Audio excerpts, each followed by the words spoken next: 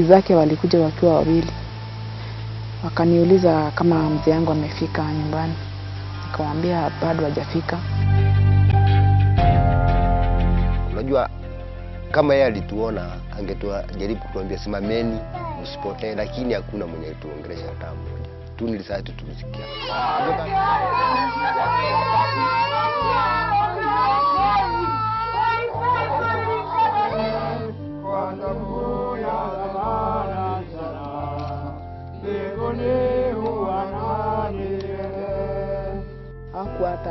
Hakuwa ana vita na mtu. Yeye alikuwa mtu polite, mtu kind.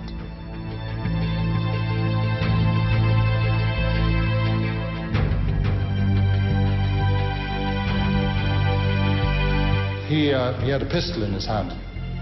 I didn't mention this in my statement because that night in the cells, Flash was really upset and tearful.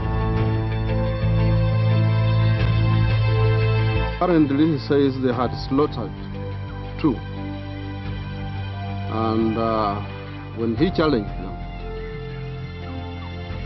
they didn't take off, but advanced towards him.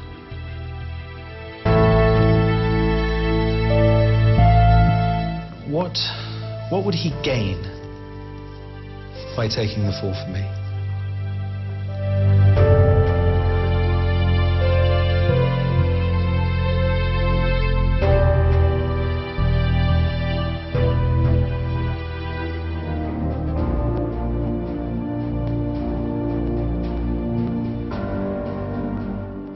This was not the first time that Patrick Chomondeley was hitting the news headlines.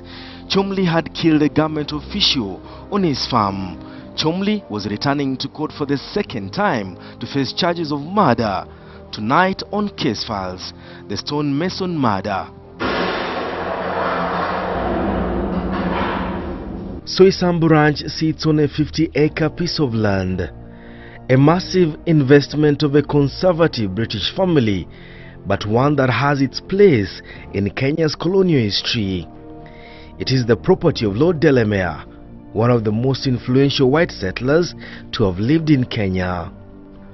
On the edges of the vast piece of property are 2 families bound by an event, one that when retold captures the raw and emotive thin line between what is truly just and what the courts pronounce as justice.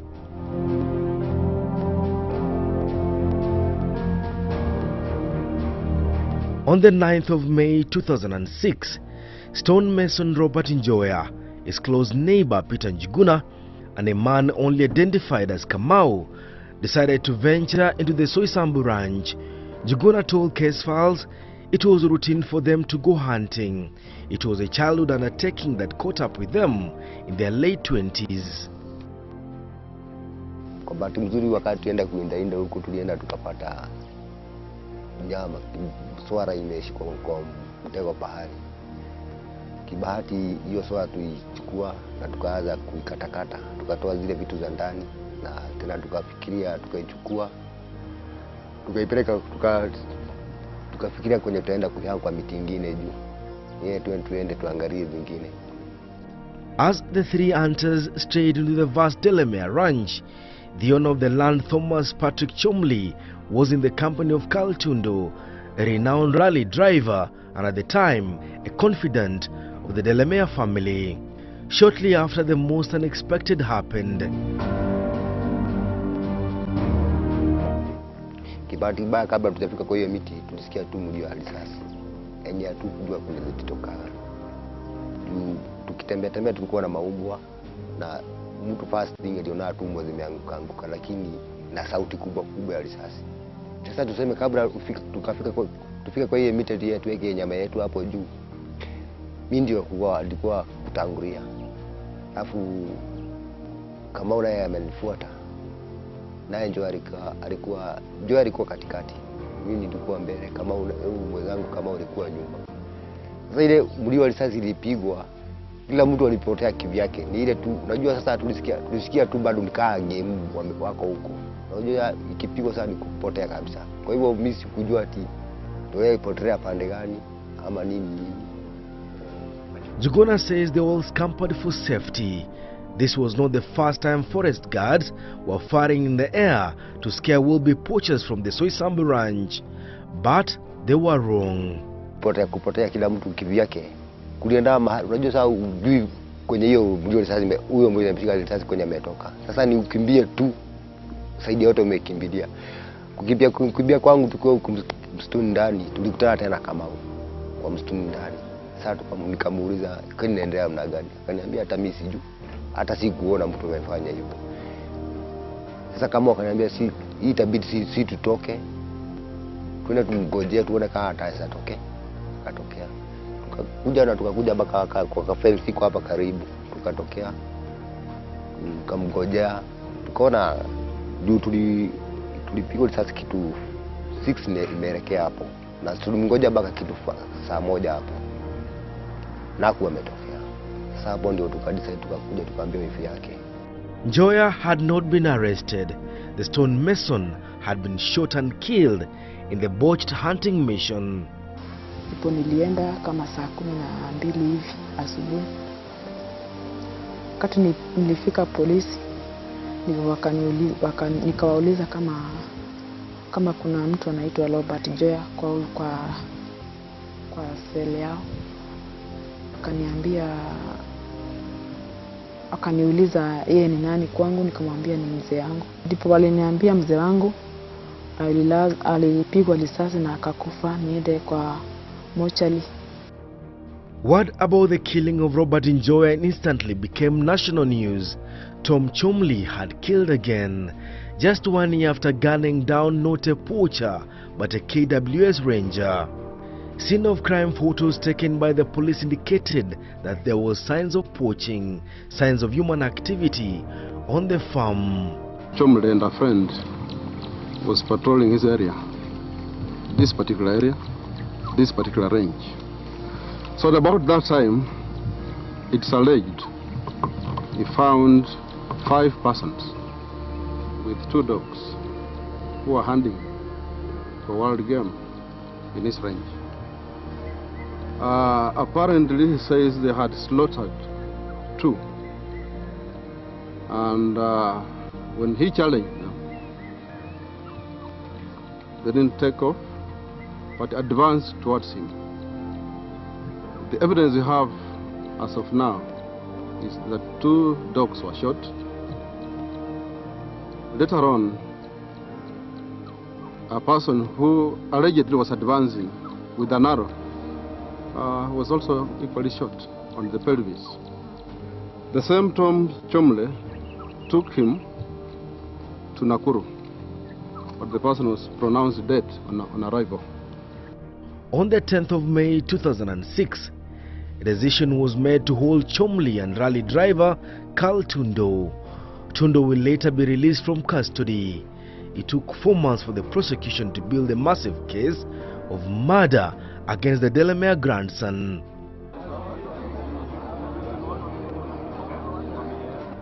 On the 25th of September 2006, Thomas Patrick Cholmondeley stood trial for the murder of Robert Njoya.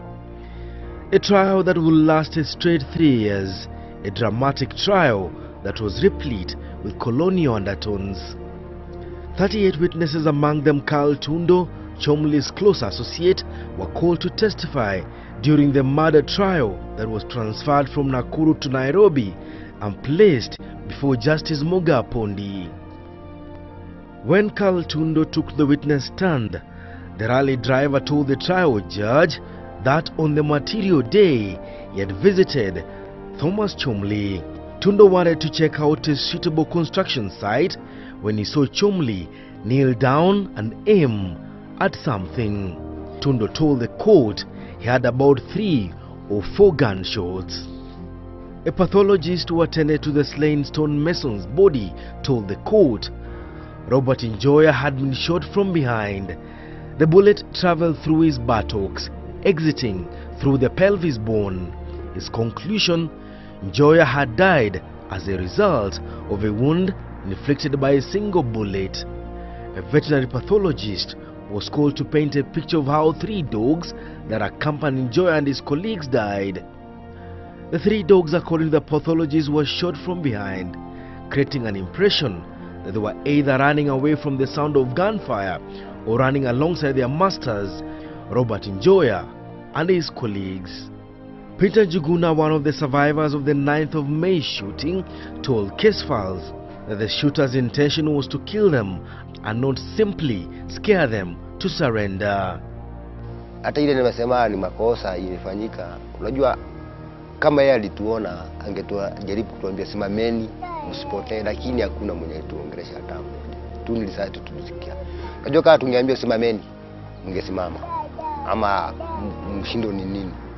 Lakini ile tu ni risasi zilipigwa safari moja tu kuambia simameni ama nini.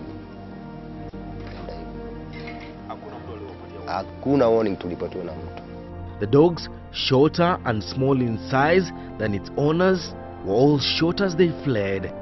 When Chomondeley was killing them, the rancher was in a kneeling position. A ballistic expert told the court Chomondeley was armed with a Winchester rifle complete with a magnifying glass and a telescope. The ballistic expert told the trial judge he collected at least 3 spent cartridges from the scene of the killing.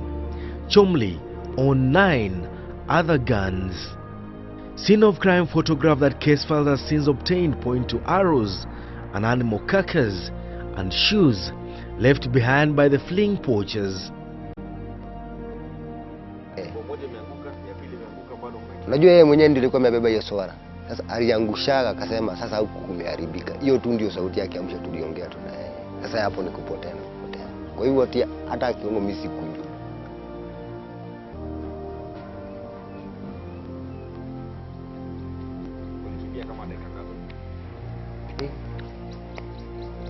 Nienda kazi. Nime 30 lakini sio 30 ile tutaweza fasa. Unaenda pale pengine unasimama juu. Wala unaona kama unafuata ujui ni nani alipiga risasi. Ujui kama ni game. Unaona kindo unajaribu kuangalia nini tena. Unaona mtu unapotea tena pale pengine. It is not clear what Peter Njuguna, a potential witness into the killing, was doing at the scene of the murder, in some instances posing for photographs. The scene does not appear to have been cleared of any bushes by the time police investigators were taking these pictures. The scene can easily be identified from a distance.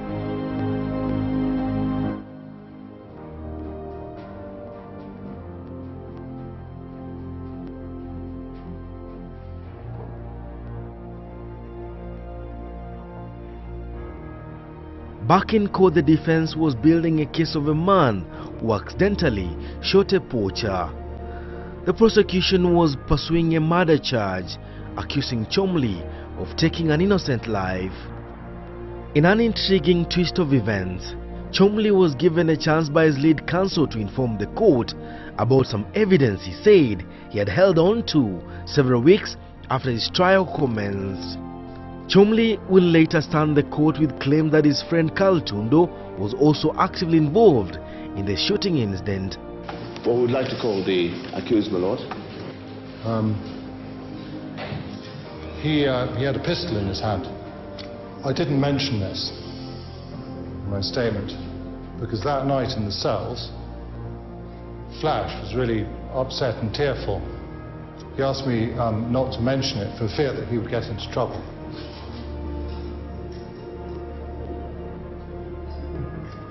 Prior to seeing him with that pistol in his hand, I hadn't known that he was carrying a pistol.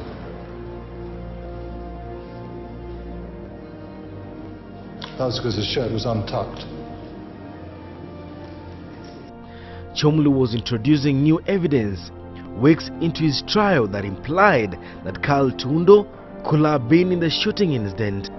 The evidence that the trial judge will later dismiss came during the testimony of a farm handler at Carl Tundo's home. The witness told the trial judge that while cleaning Carl Tundo's room, she came across 2 spent cartridges which she handed over to Chomondeley's security manager. The witness also claimed that at some point she noticed Tundo burning some items at his home that material day. The prosecution had built what they had figured out as a credible watertight murder case against the rancher.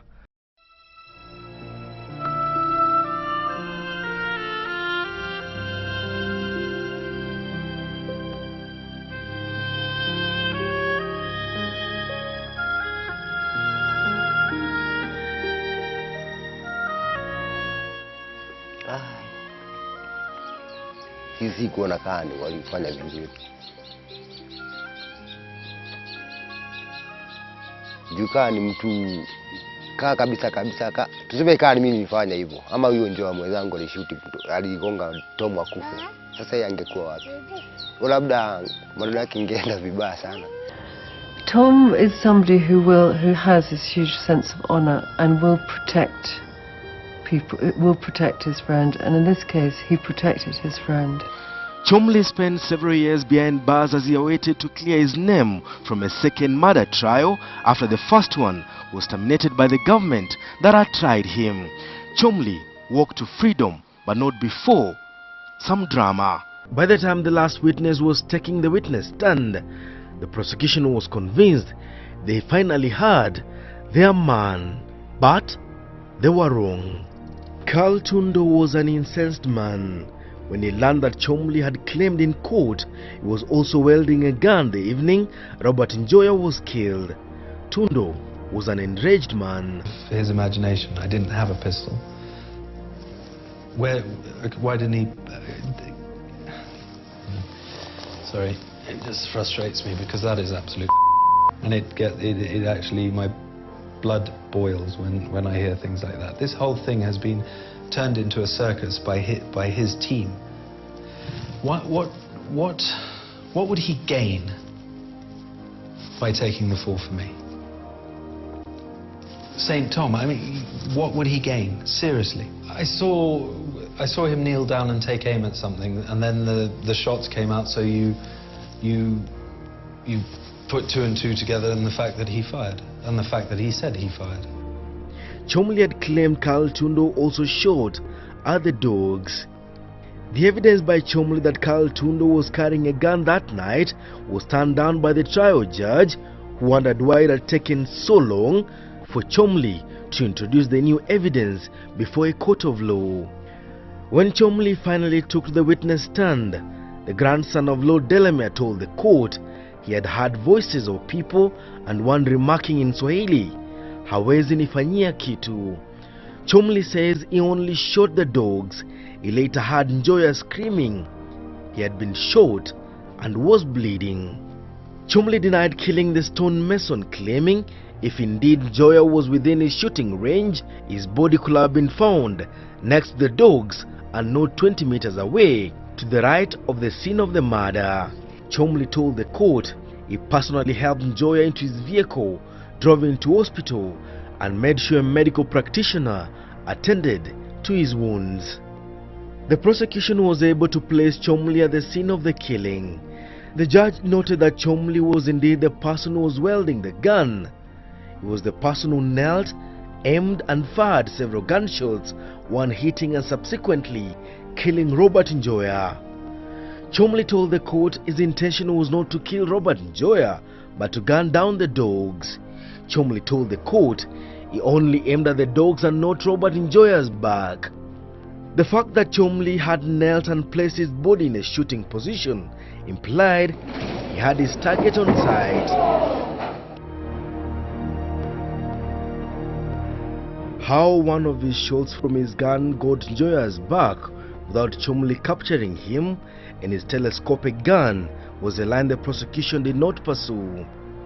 On the 7th of May 2009, before local and international media, Thomas Chomondeley and his family sat pensively in a court in Nairobi awaiting the all-important verdict from the trial judge. Justice Muga Pondi reprimanded Chomondeley for shooting at the direction of the dogs instead of shooting in the air to scare away the would-be poachers.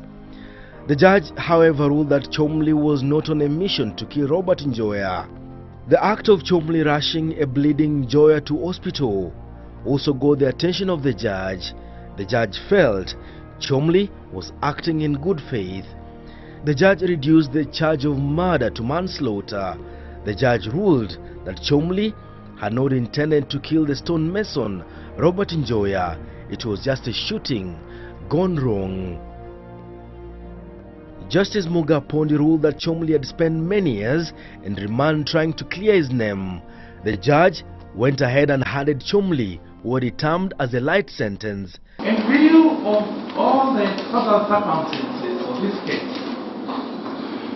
and the guiding principles of the sentence, I hereby wish, which I do, to enforce a life sentence on the accused to allow him to reflect on his life and change to an appropriate direction. The upshot is that I hereby sentence the accused to 8 months in prison. Right to appeal. We want justice for Ole Sisina. We want justice for Ole Sisina.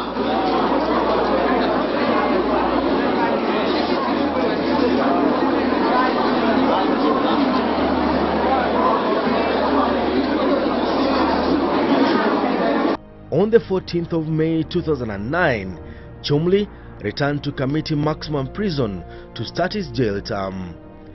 His sentencing was not taken lightly.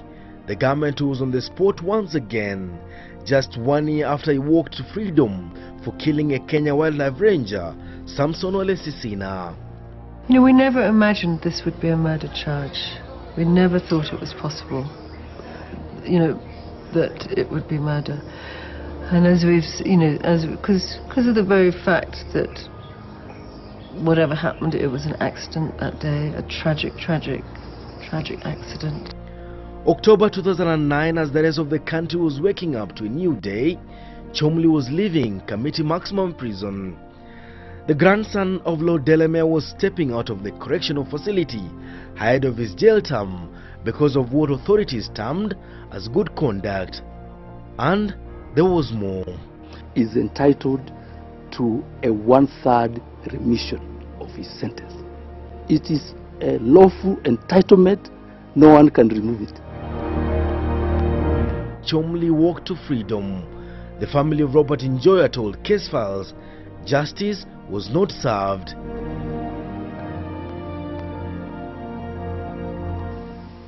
Miezi 8 ni mifupi sana. Na haikuwa, yani nitasema haiwezi kuwa funzo kwake kama amefungwa miezi 8. His close friend Peter Njuguna has not moved on since the judge handed Chomondeley a light sentence for killing Robert Njoya. Hiyo venye alihukumiwa ati miezi 8, watu hawakufurahia hata kidogo. Hata mimi sikufurahia sana. Sasa nikafikiria kama ni Njoya aliua Tom, yake ningeenda aje? Labda hiyo labda yangehangiwa. 8 years later, Chomondeley is still a neighbor to the family of the man he killed in his ranch. The Chomondeley story is not complete. The man had killed another man 1 year before he felled Robert Njoya, and that is where Casefiles goes back to next week. The family of Robert Njoya has filed a civil suit before a Nakuru court, where they now seek to compel the government to set up a public inquest into the killing of the stonemason Robert Njoya. The family strongly believe justice was not served, but only served to the Tom Cholmondeley and his influential family. Until next week, the stonemason murder is now a case filed. I'm Dennis Onsarigo. Good evening.